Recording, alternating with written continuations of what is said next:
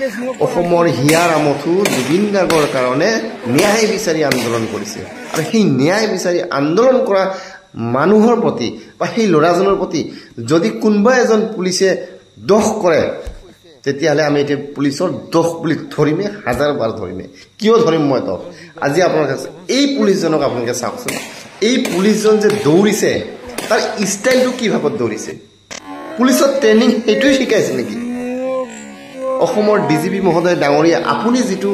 মানে শিকাইছে অসম পুলিচক এইটোৱে শিকাইছে নেকি যেতিয়া আন্দোলনকাৰীক মানে দমন কৰিব যায় তেতিয়া কি হাতিয়াৰৰ যেটো নালটো হাতিয়াৰৰ নলিটোকে এনেকে সিধা ৰাখি দৌৰি নেকি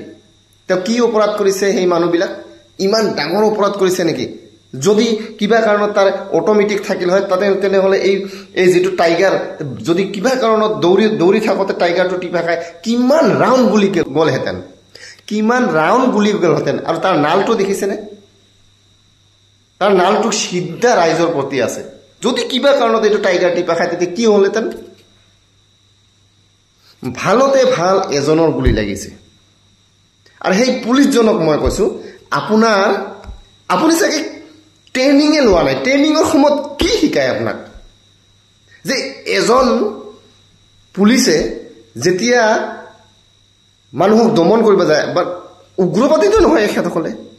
যদি উগ্ৰপন্থী হলগতেন তেতিয়াহ'লে বেলেগ কথা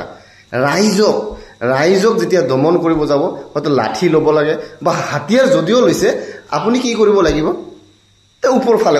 তো ডাইৰেক্ট উপৰফালে গুলি কৰা নাযায় কাৰণ গুলিটো আহি কিনে নিজৰ মাথাটো পৰিব পাৰে বা এনেকে বেলেগত পৰিব পাৰে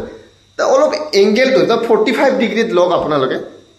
তেতিয়া হয়তো সেই গুলিটো একদম বহু দূৰ গৈ লাহে লাহে ডেমেজ হৈ কিনে কিবা হ'ব য'ত মানুহ নথকা জায়গাত পৰিব হয়তো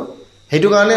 মানে 45 ডিগ্ৰীত যদি বন্দুকটো লৈ দৌৰিলেহেঁতেন তেতিয়াতো সেই ল'ৰাটো নমৰিলহেঁতেন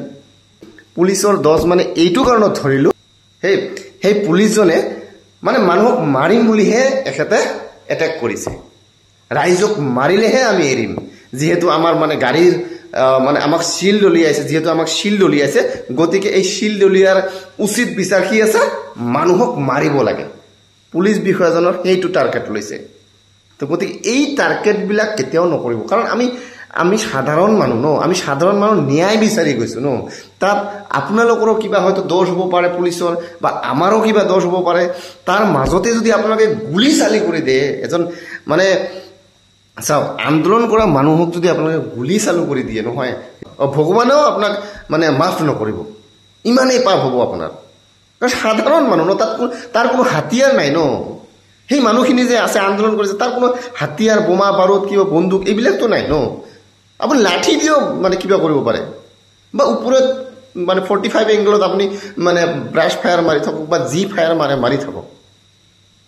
কিন্তু আপুনি নালটো সিধাকে দৌৰি আছে ইফালে যদি কিবা কাৰণত মানে টাইগাৰটো টিপা খাই কিনে ব্ৰাছ হলেতেন নহয় কিমান মানুহ মৰিহেঁতেন আৰু আপোনাৰ নিচিনা পুলিচক তেতিয়া ভগৱানেও মাপ নকৰিল আজিও মাপ নকৰিব কাৰণ সাধাৰণ ব্যক্তি এজনে খালি ন্যায় বিচাৰি অকমান আন্দোলন কৰিছিল সেই আন্দোলনকাৰীক আপুনি এনেকে গুলিয়াই কিনে বাইচা যদি মৰিলহেঁতেন আপোনাকো মাপ নকৰিলহেঁতেন গতিকে মই এই সম্পৰ্কে মই সেই পুলিচ বিষয়াজনক মই বহুত দোষী বুলি